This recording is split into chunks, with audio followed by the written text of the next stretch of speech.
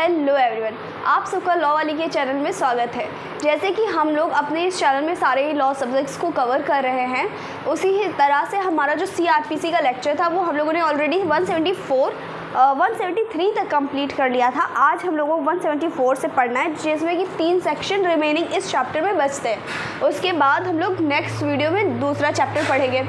और भी आप हमारे जो ऐसे लीगल अपडेट्स हैं वो भी हम यहाँ पे देते हैं, तो आप उनको भी देख सकते हैं। और साथ में ही केस लॉज, जो भी सारे के सारे इम्पोर्टेंट केस लॉज की सीरीज़ एक अलग बनाया है, तो आप उसे भी देख सकते हैं। हम लोग चलिए स्टार्ट करते हैं CRPC 174 सेक्शन। देखिए, इससे पहले हम लोगों ने जो सेक्शन में पढ़ा था, ये पढ़ा था कि जैसे कि सफिशिएंट एविडेंस मिल गया तो क्या होगा, सफिशिएंट एविडेंस नहीं मिले तो क्या होगा। आज जो ये हमारा सबसे पहला सेक्शन 174 है, वो बताता है अगर कोई भी पर्सन सुसाइड कर लेता है तो उसके बाद कैसे इंक्वायरी होगी, क्या पुलिस करेगी, इस सब के बारे में पढ़ेंगे। चलिए 174 अपना सेक्शन खोल लीजिए, जो कि बोलता है police to inquire and report on suicide. मतलब जैसे पुलिस क्या क्या करेगी जब कोई भी पर्सन सुसाइड कर लेता है, तो है ना। चलिए देखिए, पहला, जैसे कि अगर मान के चलिए किसी भी पुलिस ऑफिसर के पास रिपोर्ट आती है कि किसी ने सुसाइड कर लिया है। सुसाइड क्या है? अब हो सकता है कोई किसी इंसान की नेचुरल डेथ हुई हो, पर ज़रूरी नहीं है कि वो नेचुरल डेथ ही हो। तो कुछ सर्कमस्टांसेस दी हुई हैं, अगर इस तरह में कुछ डेथ होती किसी पर्सन की तो इस कैटेगरी में आएगा। तो सबसे पहला क्या है इसमें, जैसे अगर कोई सुसाइड कमिट करता है, ठीक है, उसकी मृत्यु मतलब कि उसकी जो डेथ हो रही है किसी अनदर पर्सन से हो, मतलब किसी व्यक्ति ने मारा हो, बाय किसी एनिमल, मतलब किसी एनिमल मतलब कि ज़रूरी थोड़ी ना कि इंसान को मारना हो तो वो सिर्फ खुद ही जाके मारे। हो सकता है वो किसी और को पॉइंट करे, हो सकता है ऐसे किसी पागल कुत्ते को उसके पीछे डाल दे तो वो उसकी डेथ कॉज करना चाहे, इस तरह के इंटेंशन से ऐसा कोई काम करता है। और एनिमल से किसी पर्सन की डेथ होती है तो, है ना। नेक्स्ट है किसी मशीनरी से, अगर किसी भी फैक्ट्री में काम कर रहे थे और उसी में डेथ हो जाती है किसी की, तो ज़रूरी थोड़ी ना है कि वो गलती से उसकी डेथ हुई हो, गलती से मशीन में चला गया हो। तो हो सकता है किसी ने जानबूझ के ऐसा किया हो। कई बार ऐसे केसेस देखने को मिलते हैं ना, या तो किसी एक्सीडेंट से हो। अब देखिए, अब क्या होता है, एक ट्रक जा रहा था, उसको किसी ने अपॉइंट किया भाई कि आपको इसको मारना है, और जाकर के उसको ठोक दिया और मर गया। तो ज़रूरी थोड़ी है कि मैंने नेग्लिजेंसली मैं नींद में था इसलिए एक्सीडेंट हो गया, ऐसा ज़रूरी थोड़ी ना। हो सकता है तुमने इंटेंशनली उसकी डेथ कॉज की हो, इंटेंशनली तुमने एक्सीडेंट किया हो, है ना। या ऐसे रीज़नेबल सस्पिशन जिससे कि लगे ये नेचुरल डेथ नहीं है, वो इस सुसाइड के अंदर मतलब कि उसकी इंक्वायरी इसकी ऐसे चलेगी, है ना। अगर इन सब सर्कमस्टेंसेस में आते हैं तो इसमें बोलता है जो हमारी जो भी पुलिस है, ठीक है, पुलिस ने रिपोर्ट तैयार की। अब क्या है, जैसे कि जहाँ पे जिस पर्सन की डेथ हुई है उसकी जो बॉडी मिली है उसका इंस्पेक्शन करते हैं। और साथ में कई बार आप लोगों ने मूवी में ऐसे देखा होगा, ऐसे बना करके उसकी बॉडी पे मतलब कि सारा वो पुलिस करती नहीं है कि सारा इंस्पेक्शन करती है, कहीं से सबूत ना खो जाए, या इन सब के लिए ऐसे आप लोग देखते होंगे। तो इसमें लिखा है, when the magistrate in charge of police station और some other police officer specially empowered by state government in behalf receive information that person committed suicide. देखिए, ये बोल रहा है कोई भी पुलिस इंचार्ज, या जो कि पुलिस स्टेशन का है, ऑफकोर्स पुलिस स्टेशन का होगा, है ना, और या तो कोई भी पुलिस ऑफिसर जो कि स्पेशली एम्पावर्ड है स्टेट गवर्नमेंट से, अगर उसको ऐसी इंफॉर्मेशन आती है कि किसी पर्सन ने सुसाइड कर लिया है, वो किसी पर्सन के थ्रू हुआ है, किसी एनिमल से हुआ है, किसी मशीनरी से हुआ है, किसी एक्सीडेंट से हुआ, या ऐसे कोई भी सर्कमस्टांसेस से होता है, तो इसे बोला है he shall immediately give information thereof the nearest magistrate, यानी ऐसी इंफॉर्मेशन आई है तो वो पुलिस जो ऑफिसर हैं उनकी सबसे पहली ड्यूटी है अपने नियरेस्ट मजिस्ट्रेट को ये इत्तलाल करें कि ऐसा ऐसा सीन हो गया है, ठीक है। फिर ये बोलता है empowered to hold inquest and unless otherwise directly by rules prescribed by state government, और वो क्या करेंगे, एक इंक्वेस्ट रिपोर्ट तैयार करेंगे। और ये इंक्वेस्ट रिपोर्ट तैयार कौन करता है? इंक्वेस्ट रिपोर्ट तैयार हमारे जो इस सेक्शन में ही क्लॉज 4 है वो बताता है कौन तैयार करेंगे, जो हमारे डीएम है और जो हमारे एसडीएम है, ये हमारी जो इंक्वेस्ट रिपोर्ट को तैयार करते हैं, ठीक है। और जैसे कि हमारे स्टेट गवर्नमेंट ने प्रिस्क्राइब किया है उसी मैनर में होगा। आगे पढ़िए। जब मैंने अभी बताया अगर कोई भी जिसकी जहाँ पे डेथ हुई है उस एरिया का पहले इंस्पेक्शन किया जाएगा, है, जो कि डिसीज़ पर्सन है उसके आस पड़ोस के लोगों से बात किया जाएगा, उसके नेबर्स से बात किया जाएगा। जैसे कि आप लोग आपने जब वो क्या होता है कि जब किसी के घर में जा करके हम किसी का स्टेटमेंट रिकॉर्ड करते हैं तो क्या उसमें 2 रिस्पेक्टेबल सोसाइटी के 2 रिस्पेक्टेबल पर्सन को बुलाते हैं। उसी तरह यहाँ पे है कि जो 2 एल्डर मेंबर हो, जो दो सबसे ज़्यादा एज्ड पर्सन हो, उनको बुला करके उनसे इंस्पेक्शन किया जाए, उनसे पूछताछ किया जाए, है ना। साथ में जो ये रिपोर्ट तैयार करेंगे हमारे पुलिस ऑफिसर, वो रिपोर्ट साइन करके, है ना, साइन करके जो रिपोर्ट को तैयार किया गया है उसको साइन करके हमारे एसडीएम या डीएम को भेज दिया जाएगा, ठीक। ये हमारा क्लॉज 2 बोलता है। आ जाइए क्लॉज 3। अब क्लॉज 3 थोड़ा सा इंटरेस्टिंग है, जैसे कि इसमें कुछ केसेस दिए हुए हैं कि जैसे अगर ऐसा होता है तो ये चीज़ें होंगी। अब इसमें महिलाओं की बात की गई है, जैसे 2 जो क्लॉज हैं उसमें महिलाओं की बात की है और एक ऐसे ही नॉर्मल है। तो पहला बोलता है अगर किसी भी महिला की डेथ 7 ईयर्स से पहले हो जाती है उसकी मैरिज के, मतलब शादी हुई और शादी के 7 साल भी नहीं हुए और उसकी डेथ हो जाती है, तब पहला ये हो गया। दूसरा मतलब कि उस शादी की मतलब ये 7 साल होने से पहले अगर किसी महिला की डेथ होती है और वो सस्पिशियस लगता है कि जैसे कि लगता है ना कि ये नेचुरल डेथ नहीं है, तो क्या होता है जो उनके रिलेटिव्स हैं, मतलब इसमें लिखा हुआ है जो रिलेटिव्स हैं उनकी रिक्वेस्ट पे, उनके बिहाफ पे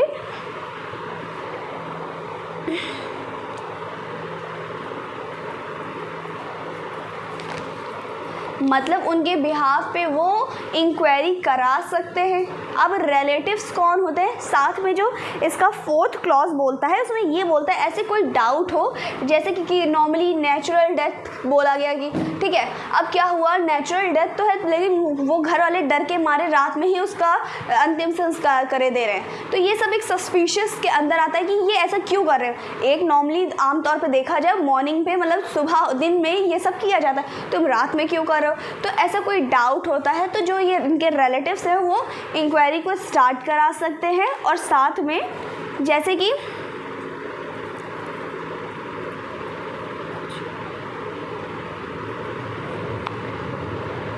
देखिए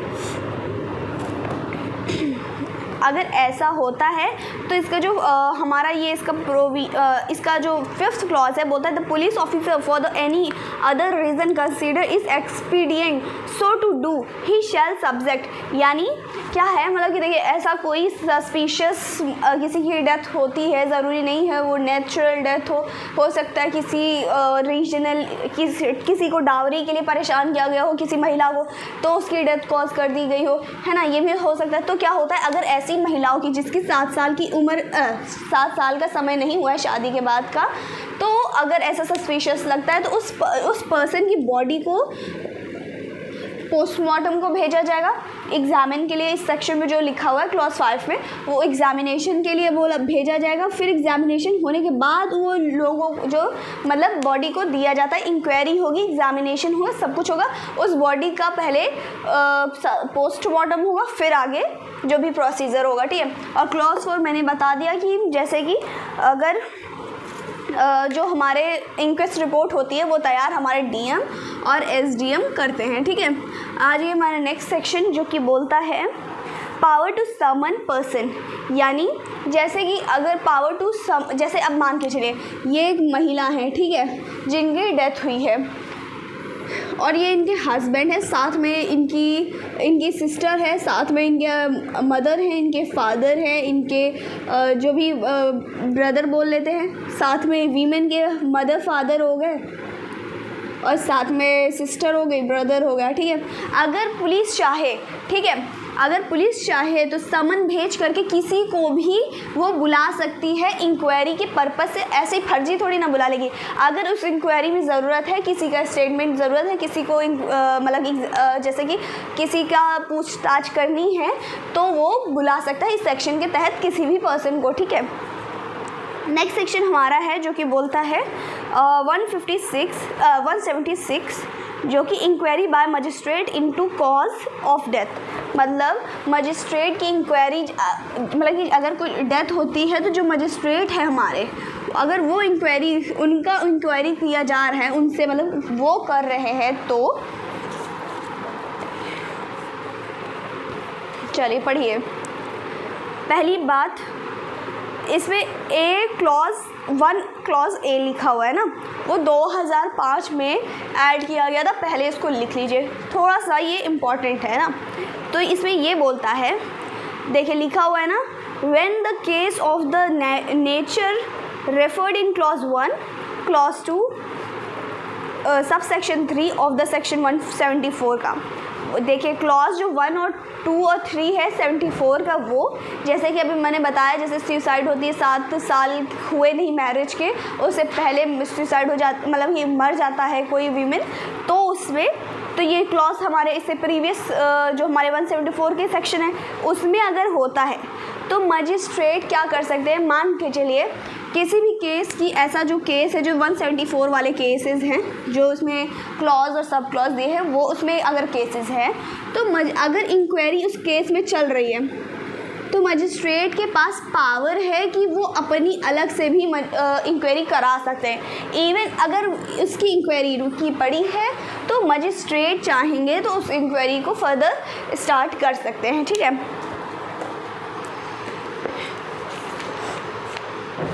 अब 1A पढ़ते हैं। इसमें लिखा है, अगर देखें ये तो बहुत ज़्यादा इम्पॉर्टेंट, इसे 2005 में जोड़ा ही गया है, तो यानी जोड़ा गया इट्स मीन कि इस सोसाइटी में इस टाइम इस चीज़ की ज़रूरत है तभी इसको जोड़ा गया। तो क्या है, कभी कभी आप लोगों ने एक कौन सी जब ही मूवी में आप लोगों ने देखा होगा, क्या होता है कस्टडी में ही एक आदमी को इतना मारते हैं, मतलब जो जिस लोगों पे बेस्ड है मूवी उसी को ही इतना मारते हैं कि वो मर जाता है और फिर जाके वो छोड़ आते हैं, फिर क्या कहते हैं वो भाग गए एंड ऑल ये करते हैं। तो इन सब को देखते हुए इस सेक्शन को ऐड किया गया। अगर किसी भी पुलिस कस्टडी से कोई भी पर्सन डिसअपेयर होता है, मतलब गायब हो जाता है, या तो उसके वो मर जाता है, या तो उस पर्सन का रेप हो जाता है ना, तो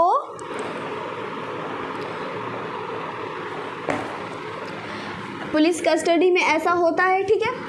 किसी को पुलिस कस्टडी फर्दर 15 दिनों की ग्रांट कर दी गई, तो उस केस में अगर कोई भी पर्सन डिसअपेयर होता है या डाई होता, मतलब कि अगर कहीं गुम हो जाता है या मर जाता है या उसका रेप होता है, तो उस केस में जो हमारे जुडिशियल मजिस्ट्रेट है, जेएम है और मेट्रोपॉलिटन मजिस्ट्रेट हैं, वो इस केस को इंक्वायर करेंगे, वो इस केस में इंक्वायरी करेंगे, ठीक है।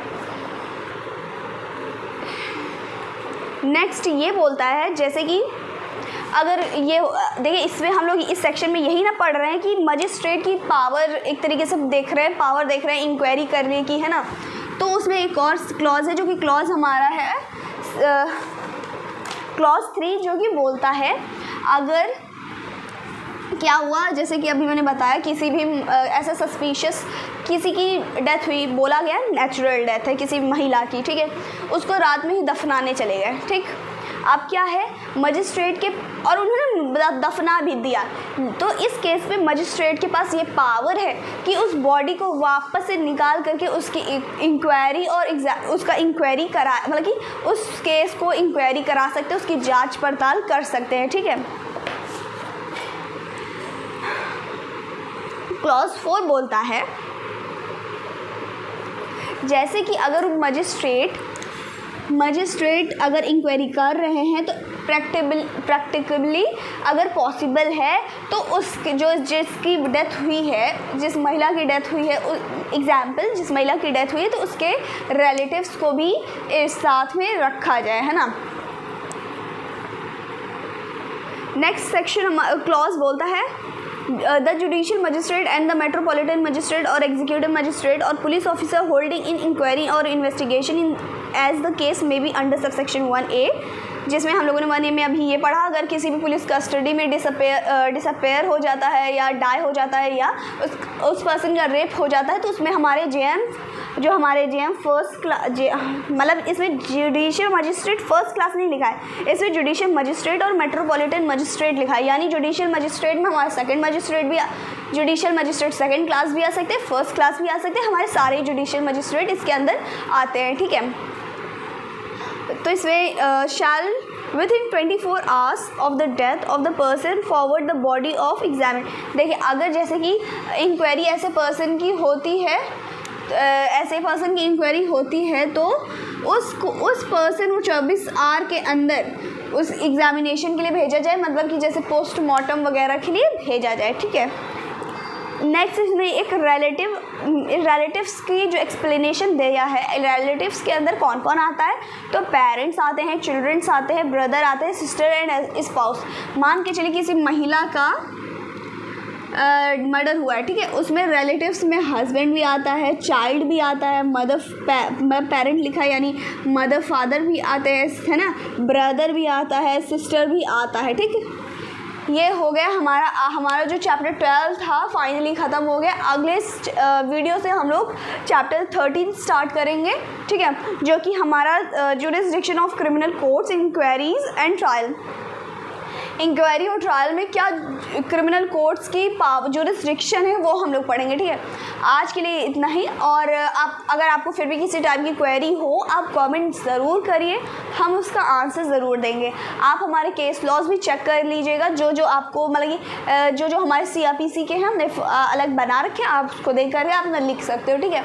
और आप लोग हमारे इंस्टाग्राम, फेसबुक, टेलीग्राम पेज पे भी जुड़ सकते हो, आप उस पर भी कमेंट कर सकते हो, मैसेज कर सकते हो पर्सनली, तो हम आपको ज़रूर रिप्लाई करेंगे। और कैसा लगा कमेंट कर दीजिएगा। Thank you.